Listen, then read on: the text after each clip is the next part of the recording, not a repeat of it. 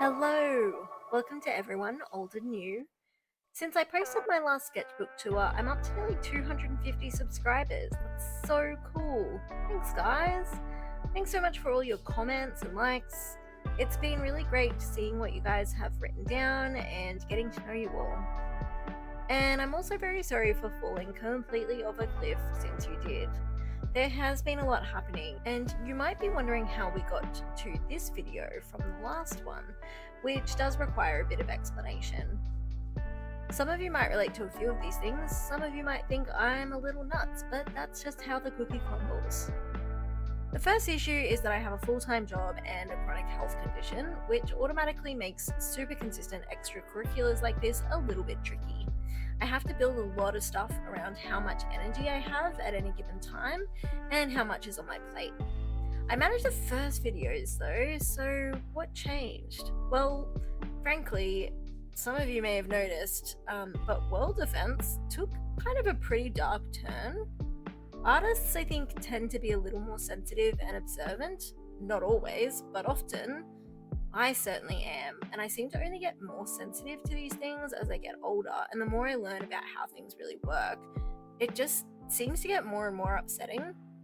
As someone who has always used the natural world and human beings as inspiration for my art practice, I'm watching so many of the protections of my favorite muses crumble. To not only see that, but to watch so many people also not seem to care has kind of affected me. We had an election in Australia, and I decided to throw a lot of my minimal energy into prioritizing an active role in democracy for a while, which again pretty heavily impacted the time I have for making videos. I will say it made me feel a little less helpless, so I do recommend that if you're feeling a bit that way, but it chewed up a lot of time. That's not really the theme of this video though. The main reason for this video was that I really fell down a rabbit hole. This isn't exactly new for me, it's something that seems to happen pretty regularly. Those of you who have seen inside my sketchbooks already might have noticed quite the variety of media, content, and styles. I see so many artists online with such a honed in style, and they may use different mediums at times, but they usually have a voice and a method that underpins their work that's pretty consistent. I don't feel like I have that so much. I seem to sort of blow around wherever the wind takes me. So here's where it took me at the start of this year. In January, there is a challenge called Birbfest, which many of you may be familiar with. It's hosted by monkey Mintaka, otherwise known as April, who is incredible, by the way. I'm endlessly blown away by her creativity, and her work is always so free and spirited. So here I was getting into Birbfest, did some watercolour, some gouache paintings, I was having a time. But at the same time, I'd been watching some tattoo content. Now, I've been interested in tattoo content for a long time. There's nothing new about that. I have tattoos, and when I see videos come up about the theory that goes into tattoo design and the application of tattoos, I'm clicking that for sure.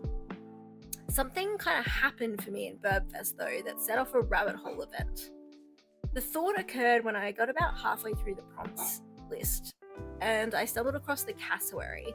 I happened to see a video on how to paint traditional tattoo flash designs at the time, and I just decided I really wanted to see how I might draw this bird if it was a tattoo design. Now, for many people, this would just be a one-off experiment, and for me it could have been, but the button had been pushed. It was hyperfixation mode engaged. So I picked up a Fude dip pen, they're the ones the bent nib, and I began working on traditional tattoo flash designs. I started with a fairy wren, and I did some pretty common designs in the style, and then I created this design for the ornate eagle hawk. This was also the first time I used a combination of sketch and then iPad for development and then the final design. So the question is, what really interested me about what I was learning? I often feel like I struggle to simplify references and to stylize things, but turning a reference into a tattoo, especially a traditional tattoo style, requires you to think about how to use simple lines and shapes to communicate the reference. Skin is such a unique canvas, as not only is it moving and alive and kind of lumpy, it also renews itself and replaces its top layers every few years. The key to a tattoo that stands the test of time is its ability to survive layers and layers of skin being shed over the wearer's lifetime. This has a lot to do with the artist's skill and the wearer's skin, but it also has to do with the design itself. Traditional tattoo designs have stood the test of time due to their ability to clearly and succinctly communicate their reference, even if the lines start to blur out or to bleed into the skin, and the bold colours create great contrast. Artists often use different line weights to communicate foreground, background, and focal point.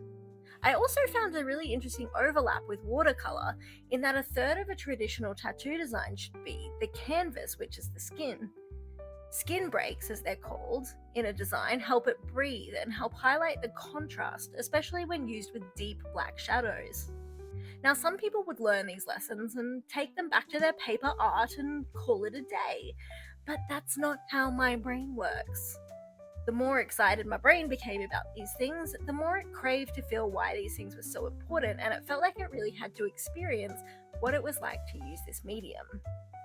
So, many dollars brought me a secondhand machine from someone who had also tried to learn this incredibly difficult craft, and a whole bunch of more money bought me all the gear. Honestly, do not get into the tattoo industry unless you're prepared to dole out some real cash.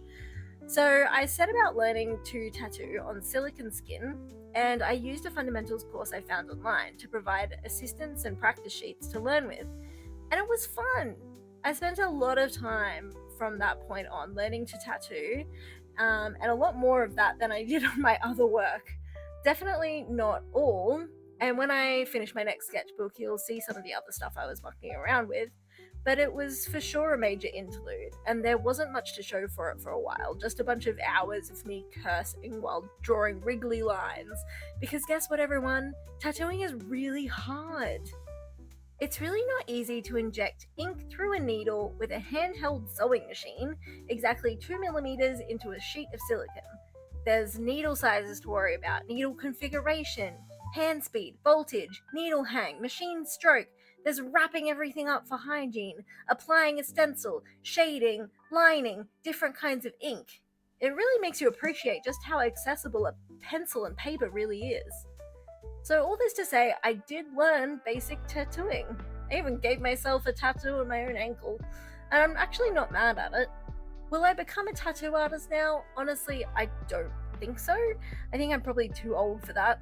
I have too many responsibilities keeping a roof over my head. Has it improved my artwork though? I do think so. While old habits die hard and I still sometimes find myself drawn to fiddly details, I'm getting better at simplifying and designing a drawing rather than just copying what I see. Also, my brain got satisfied for a few months learning a new skill. Is that worth all the time and money I put into it? Maybe. I could ask the same of when I learned how to make fabric grocery bags, or when I learned how to make all my own dog accessories, or when I became a professional dog trainer, when I learned DSLR photography, or when I took up bullet journaling, when I began learning Brazilian Jiu-Jitsu and then ended up working at the school for 3 years. Tell me in the comments if you relate to this at all, and also what crazy rabbit hole I should fall down next. What rabbit hole journeys have you been on? In the meantime, I found a set of 84 vintage Neocolor 2s on Facebook Marketplace. So in the next video, I will show you those. I'll swatch them out, show you some of the major differences I noticed with the modern ones, and whether they still even work. Okay, thanks for watching. Bye!